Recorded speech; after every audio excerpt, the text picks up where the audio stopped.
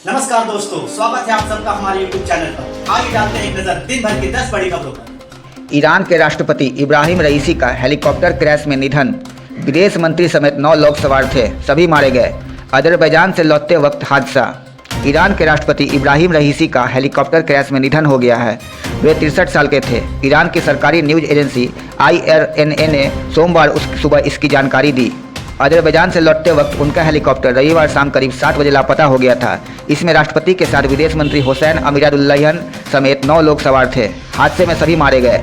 हादसा अजरबैजान की सीमा के करीब ईरान के वर्जेगन शहर में हुआ। यह पहाड़ी इलाका है। रेस्क्यू एजेंसियां करीब 15 घंटे से वहां तलाशी अभियान चला रही थी। इलाका में भारी बारिश, कोहरे और तेज सर्दी की वजह से सर्चिंग में मुश्किलें आई। इस दौरान 3 बचावकर्मी भी गायब हो गए। रेस्क्यू टीम को सोमवार सुबह अजरबैजान की पहाड़ियों में हेलीकॉप्टर का मलबा नजर आया था।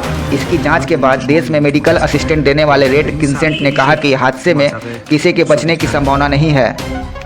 रईसी बांध का उद्घाटन करके लौट रहे थे। ईरान के स्टेट मीडिया IRNA के मुताबिक रईसी 19 मई की सुबह अजरबैजान के राष्ट्रपति इल्हाम अलीयेव के साथ एक बांध का उद्घाटन करते गए थे। इसे ईरान और अजरबैजान ने मिलकर बनाया था। राष्ट्रपति रईसी की आखिरी तस्वीरें भी उस कार्यक्रम और वहां से लौटते समय हेलीकॉप्टर में सवार होने की है। लौटते समय उनके साथ हेलीकॉप्टर में विदेश मंत्री हुसैन, पूर्वी अजरबैजान प्रांत के गवर्नर मालिक रहमती, तबरीज के इमाम मोहम्मद अली हासेम सवार थे। वहीं हेलीकॉप्टर के पायलट और को पायलट के साथ crew chief, head of security और बॉडीगार्ड भी मौजूद थे। 8 राज्यों की 49 सीटों पर वोटिंग जारी है।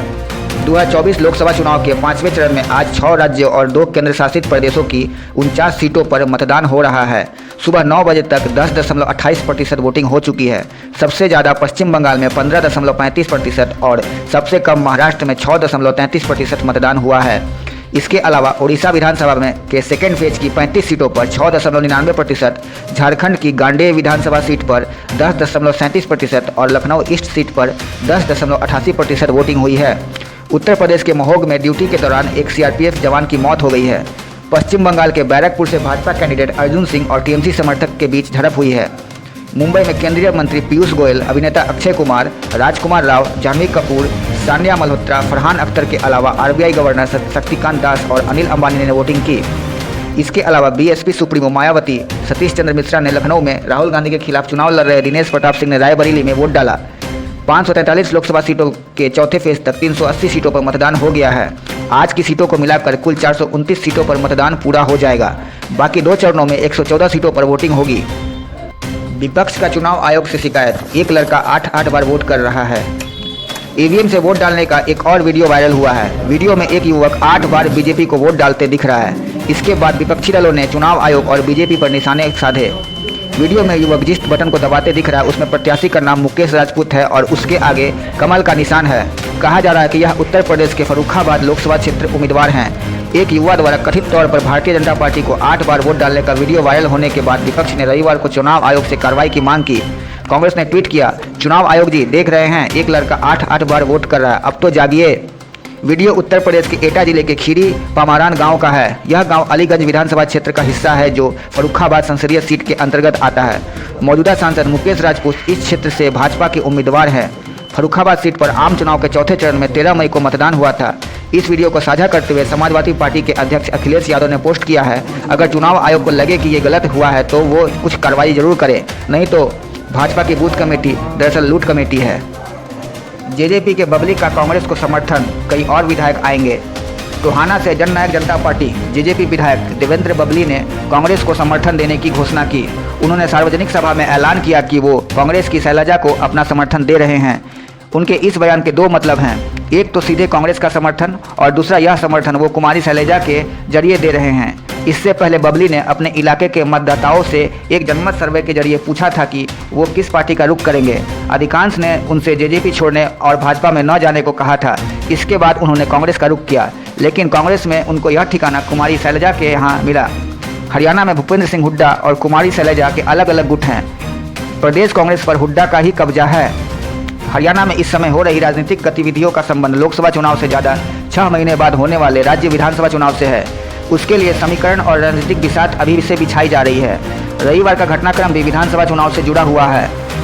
हरियाणा में इस समय भाजपा सरकार अल्पमत में है, लेकिन न तो राज्यपाल विधानसभा में मुख्यमंत्री नायब सैनी से बहुमत सिद्ध करने को कह रहे हैं और न भाजपा ही किसी भी विधानसभा सत्र बुलाने की मांग कर रही है। हरियाणा में 7 मई को भाजपा को बड़ा झटका लगा था। 3 निर्दलियों ने भाजपा सरकार से अपना समर्थन वापस लेकर कांग्रेस को बाहर से समर्थन दे दिया था। दुष्यंत चौटाला की जेजेपी के समर्थन वापस लेने के बाद से इन्हीं निर्दलियों के समर्थन से बीजेपी सरकार चल रही थी। इस राजनीतिक घटनाक्रम के बाद बीजेपी को न सिर्फ लोकसभा चुनाव में बड़े नुकसान की आशंका है, बल्कि राज्य में भी सरकार अल्पमत में आ गई है। फूलपुर में राहुल अखिलेश के लिए उभरा जनसैलाब। यूपी के पूर्वांचल में लोकसभा चुनाव की तस्वीर एकदम अलग है। 2 दिन पहले मोदी की रैलियां हो रही थी और उसके बाद भाजपा ने मैदान फतह करने का दावा कर दिया था, लेकिन रविवार को सिर्फ फूलपुर और करछना में राहुल गांधी अखिलेश यादव की रैलियों में इतनी भीड़ उमड़ी कि उसने मोदी की रैलियों के रंग को फीका कर दिया। पूर्वांचल की खास बात यह है कि यहाँ नेता के भाषण से ज़्यादा लोग संकेत को ग्रहण करते हैं। फूलपुर के कई वीडियो सोशल मीडिया पर लोगों ने वायरल कर दिया है। वहाँ इतनी भीड़ हो गई थी कि राहुल को भीड़ के बीच से रास्ता बनाकर मंच पर आना पड़ा। भीड़ ने बैरिकेड तोड़ दिया और मंच पर चढ़ गई। बेकाबू लोग नारे लगा रहे थे और राहुल अखिलेश किससे हाथ मिलाना चाहते थे। इसमें युवकों की संख्या ज़्यादा थी। भीड़ के मंच पर आने से दोनों नेता नाराज भी हुए। इतने हो हल्ला में दोनों ने नहीं बोलने का निर्णय किया और मंच से सिर्फ भीड़ का अभिवादन किया। इस भगदड़ में कुछ कार्यकर्ताओं को चोट भी आई। जिस हेलीकॉप्टर से अखिलेश और राहुल उतर रहे थे, अभी वो आसमान में ही था कि हजारों लोग हेलीपैड पर पहुंच गए। पहली रैली फूलपुर संसदीय क्षेत्र के पटिला में हुई। भीड़ बेकाबू थी। लोग स्टेज की तरफ दौड़े चले जा रहे थे। अखिलेश और राहुल ने बार बार मंच से पार्टी कार्यकर्ताओं से शांत होने का अनुरोध किया, लेकिन उनकी अपील अनसुनी कर दी गई। पुलिस और सुरक्षा कर्मियों को उत्तेजित भीड़ को नियंत्रित करने में मशक्कत करनी पड़ी। भीड़ से कई बार अपील करने के बाद राहुल गांधी और अखिलेश यादव ने आपस में थोड़ी चर्चा की और सुरक्षा में किसी चूक से बचने के लिए कार्यस्थल से चले गए। कार्यक्रम के दृश्यों में टूटे हुए बैरिकेड्स और उमड़ती भीड़ दिख रही है। केजरीवाल के नेतृत्व में आप का जबरदस्त प्रदर्शन, गिरफ्तारी मार्च खत्म। आप प्रमुख केजरीवाल ने मार्च करने से पहले कार्यकर्ताओं को संबोधित किया। उन्होंने कहा कि पीएम मोदी जी ने ऑपरेशन झाड़ू शुरू किया है क्योंकि हमारी पार्टी की लोकप्रियता बढ़ रही है। केजरीवाल ने कहा कि हम पार्टी मुख्यालय से शांतिपूर्वक आगे बढ़ेंगे। इसी बीच आम आदमी पार्टी के कार्यकर्ताओं को रविवार को दिल्ली में भाजपा कार्यालय की ओर मार्च करने की कोशिश करते समय पुलिस ने हिरासत में ले लिया। भाजपा मुख्यालय और डीडीयू मार्ग पर धारा 144 लगी हुई है। भाजपा दफ्तर के बाहर भारी सुरक्षा व्यवस्था की गई है। मार्च शुरू होने से पहले आप प्रमुख अरविंद केजरीवाल ने रविवार को भाजपा और प्रधानमंत्री नरेंद्र मोदी पर आपके शीर्ष नेताओं को गिरफ्तार करने और जेल में डालने के लिए ऑपरेशन झाड़ू शुरू करने का आरोप लगाया। पार्टी कार्यालय में आप कार्यकर्ताओं और नेताओं को संबोधित करते हुए केजरीवाल ने कहा, बीजेपी और पीएम मोदी ने ऑपरेशन झाड़ू शुरू किया है ताकि हम बड़े ना हो पाए और उनके लिए चुनौती ना बन जाएं। ऑपरेशन झाड़ू के जरिए आपके बड़े नेता को गिरफ्तार किए गए हैं। उन्हें गिरफ्तार किया जा रहा है और आने वाले दिनों में आपके बैंक खाते फ्रीज कर दिए जाएंगे। दिल्ली पुलिस ने रविवार को कहा कि आपने मार्च की कोई अनुमति नहीं मांगी है और उन्हें मार्च करने की अनुमति नहीं है। डीडीयू मार्ग जाने वाले रास्तों में बहुत पहले दिल्ली पुलिस के जवान और रैपिड फोर्स को जगह जगह तैनात कर दिया गया है। वाहनों की गहन जांच की जा रही है। दिल्ली पुलिस को निर्देश है कि आप कार्यकर्ता भाजपा मुख्यालय की ओर कूच न कर पाएं। राहुल गांधी ने कहा, इंडिया गठबंधन की सरकार बनी तो करोड़ों को बनाएंगे लखपति। कांग्रेस नेता राहुल गांधी ने भाजपा पर निशाना साधते हुए रविवार को कहा कि प्रधानमंत्री नरेंद्र मोदी ने 22 लोगों को अरबपति बनाया है। इंडिया गठबंधन की सरकार बनी तो हम करोड़ों लोगों को लखपति बनाएंगे। सभी गरीबों की एक लिस्ट बनेगी। हर गरीब परिवार में से एक महिला का नाम चुना जाएगा और करोड़ों महिलाओं के बैंक खाते में टकाटक साल के 1 लाख रुपए हम डालेंगे।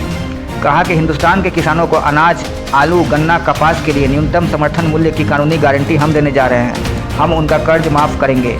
वह प्रयागराज से कांग्रेस प्रत्याशी उज्ज्वल रमन सिंह के समर्थन में एक रैली को संबोधित कर रहे थे।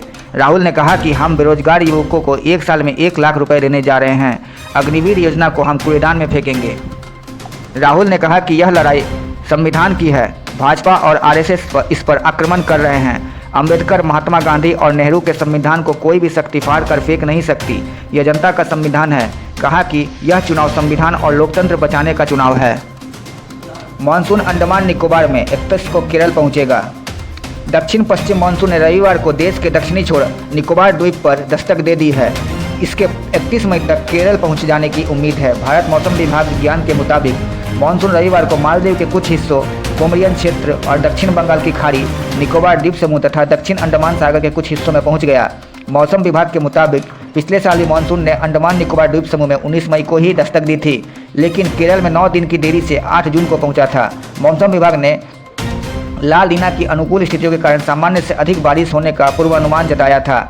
ला नीना की स्थितियां भारत में मानसून के दौरान अच्छी बारिश में मदद करती हैं।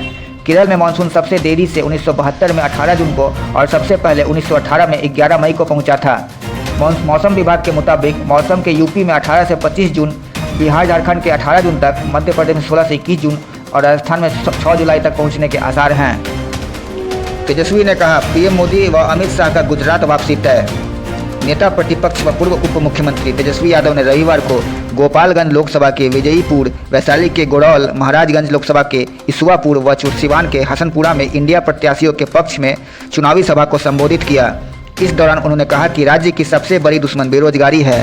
पीएम मोदी पर तंज कसते हुए कहा कि वे कभी बेरोजगारी मिटाएंगे की बात नहीं करते।